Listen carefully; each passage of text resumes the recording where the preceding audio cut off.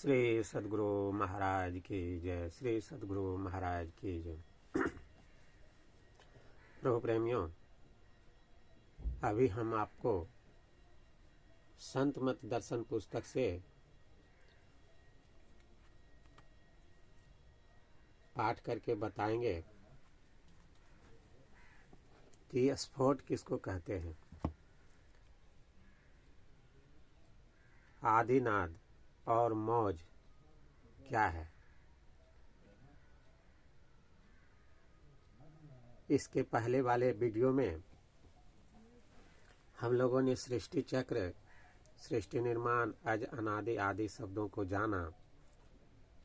यहाँ स्फोट के सिद्धांत, स्फोट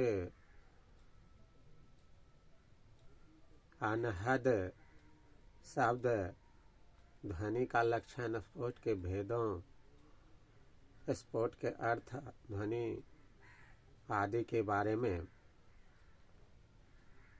इस पोस्ट में लिखा गया है। तो हम उसी का पाठ करके आप लोगों को सुना रहे हैं। व्याख्या 1 भाग 2 आने की खो। सृष्टि निर्माण के लिए परमात्मा से पहल जो शब्द स्फुटित हुआ वह आदिनाद कहलाता है। परमात्मा के द्वारा किसी पदार्थ में ठोकर दिए जाने पर आदिनाद उत्पन्न नहीं होता। आदिनाद उत्पन्न होने पर ही कोई पदार्थ बनता है। उसके पूर्व परमात्मा के अतिरिक्त दूसरा कुछ नहीं होता। परमात्मा से आदिनाद उत्पन्न होता है, परंतु ऐसा होते हुए भी परमात्मा अकंपित रहता है। परमात्मा अनंत है, उसे कांपने के लिए स्थान ही कहाँ है। अनंत परमात्मा अत्यंत सघनता से एक रस सर्वत्र व्यापक है। उसमें लचकन, स्वीकरण, कंपन या गति नहीं हो सकती। देखें, नो लचकन, नो सिकरण, नो कंपन है जामे, नो संचालना ना ही विस्तृत जामे। महर्षि में ही पदावली 42वां पद। परमात्मा अनंत होने के कारण अपरंपार शक्ति युक्त है।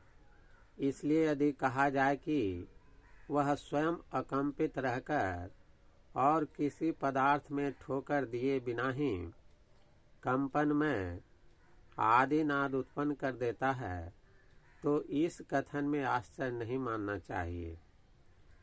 यहाँ हम देखते हैं कि आदिनाद की उत्पत्ति में परमात्मा निमित्त कारण तो है, परंतु उसका उपादान कारण कुछ भी नहीं है।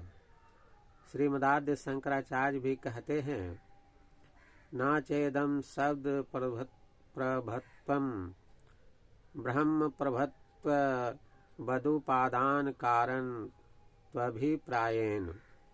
अर्थात इस शब्द आदिनाद की उत्पत्ति का ब्रह्म ही उत्पत्ति के समान उपादान कारण नहीं है। परमात्मा सर्वसमर्थ होने के कारण कुछ नहीं से भी कुछ बना सकता है। जैसा कि तांत्रिक, जादूगर आदि मंत्र वगैरह के प्रभाव से थैली में पहले से कुछ नहीं रहने पर भी कुछ निकालकर दर्शकों को दिखा देते हैं। गुरुदेव ने अपने एक प्रवचन में कहा है, भौतिक वैज्ञानिक संसार के तत्वों को लिए बिना कुछ नहीं बना सकते, परंतु ईश्वर ऐसा वैज्ञानिक है कि बिना उपादान के ही सृष्टि करता है। महर्षि में ही वचनामृत प्रथम खंड पृष्ठ 43। गुरु नानक देव जी ने तो कहा ही है, तदि अपना आप ही उपाया, ना किछुते किछु कर दिखलाया। अर्थात परमात्मा ने अपने को अपने से उत्पन्न किया है और नहीं कुछ रहने पर भी कुछ अर्थात सृष्टि बना डाली है। आदिनाद को ही परमात्मा की मौज कहते हैं। इसी आदिनाद या मौज से प्रकृति बनती है। मौज का अर्थ है कंप। कंप और शब्द सहचर होते हैं, दोनों को एक दूसरे से अलग नहीं किया जा सकता। इसलिए आदिनाद को मौज कह देना अनुचित नहीं माना जाना चाहिए। ये प्रकृति द्वय उत्पत्ति लय होवे प्रभु की मौज से। महर्षि में ही पदावली 7वां पद। इसलिए प्रकृति का उपादान कारण आदिनाद और निमित्त कारण परमात्मा है।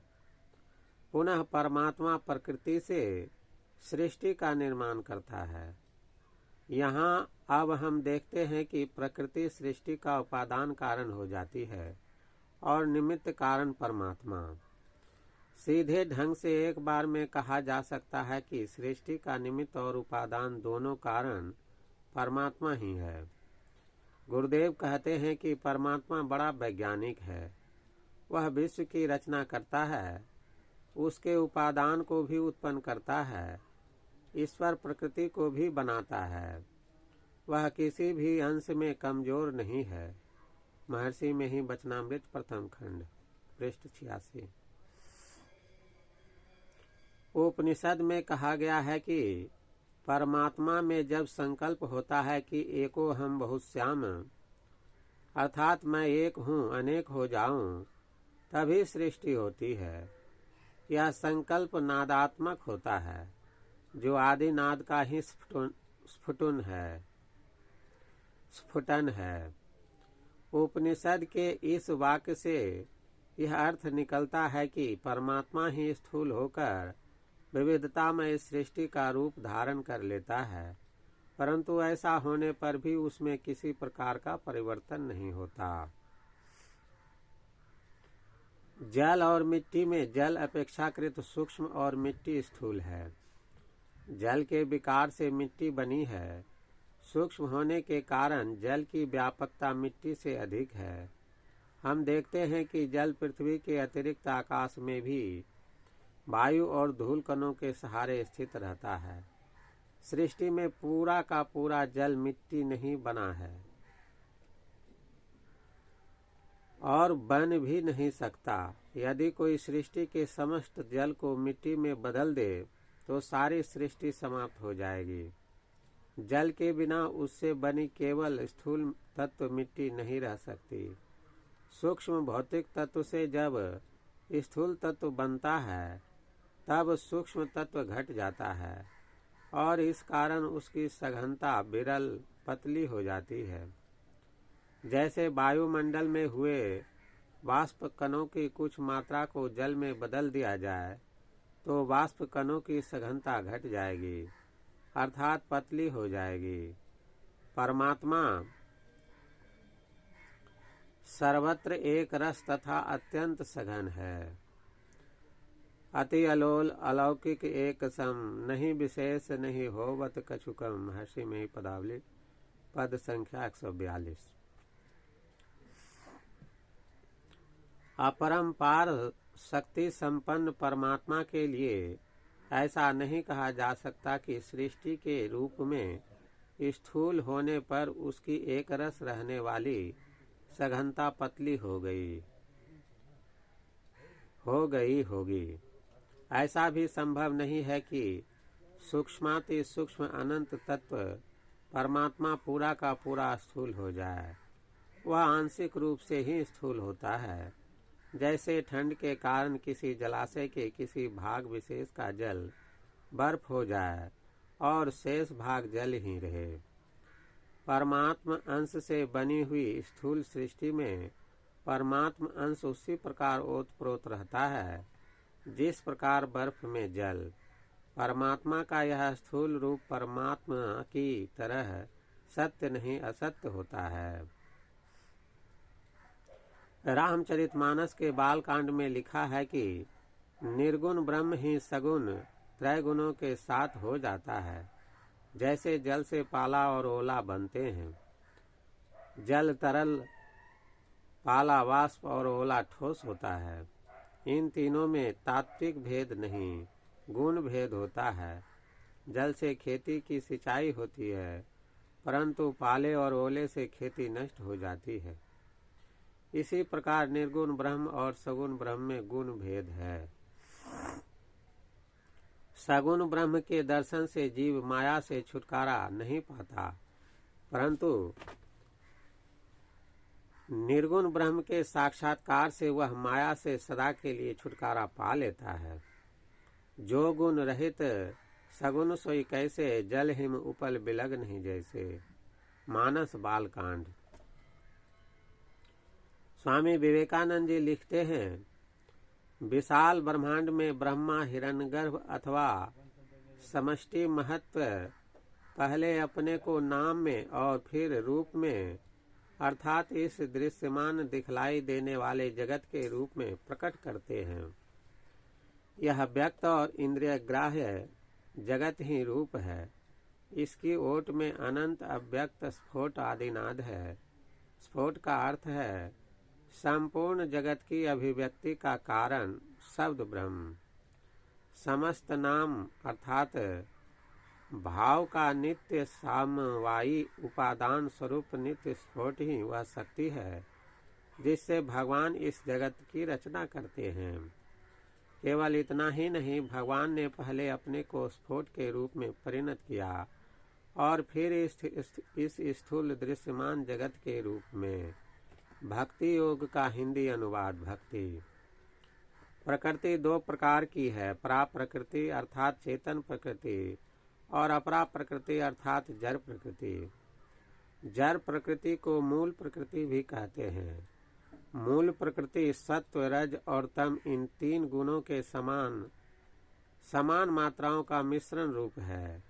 जैसे रस्सी के तीन टुकड़ों के एक एक छोर को आपस में बांध दिया जाए और तीन समान बल वाले व्यक्ति रस्सी के दूसरे एक एक छोर को पकड़कर और तीन दिशाओं में खड़े होकर अपनी अपनी ओर खींचे तो उसमें कोई हलचल नहीं होगी।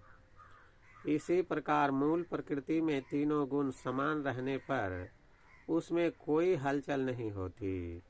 अपने इस रूप में मूल प्रकृति सम्यावस्था धारणी कहलाती है। अब इसका शेष भाग दूसरे पोस्ट में पढ़ेंगे। यह आपको संत मत दर्शन नामक पुस्तक से पाठ करके सुनाया गया। आप इस पुस्तक को सत्संग ध्यान स्टोर से ऑनलाइन मंगा सकते हैं। इसके दूसरे पोस्ट का मतलब है कि अब इसमें जो है दूसरे बातों की चर्चा होगी। इसका अगला भाग पाठ करके सुनाया जाएगा। श्री सद्गुरु महाराज की जय।